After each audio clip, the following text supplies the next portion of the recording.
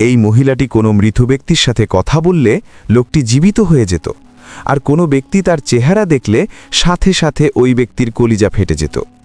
প্রিয় দর্শক, এমনকি এই মহিলার ওড়না মুহূর্তের জন্য যদি পৃথিবীতে ছড়িয়ে দেওয়া হতো, তাহলে সারা দুনিয়া সুঘ্রাণে মৌ মৌ করত।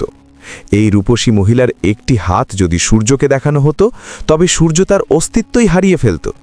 এমনকি সে যদি সমুদ্রের ওপর থুতু ফেলত, তাহলে সমুদ্রের পানি মিষ্টি হয়ে যেত। তার ভালোবাসায় কোনো প্রতারণা নেই, তার কোনো হায়েজ নেফাস হয় না, কখনো বৃদ্ধ হয় না, এমনকি তার কখনোই মৃত্যু হবে না। এতক্ষণে মনে হয় মন পাগল হয়ে গেছে তার পরিচয় জানতে। হ্যাঁ প্রিয় দর্শক, এটি দুনিয়ার কোনো মহিলার বৈশিষ্ট্য নয়, এগুলো জান্নাতি হুরদের বৈশিষ্ট্য।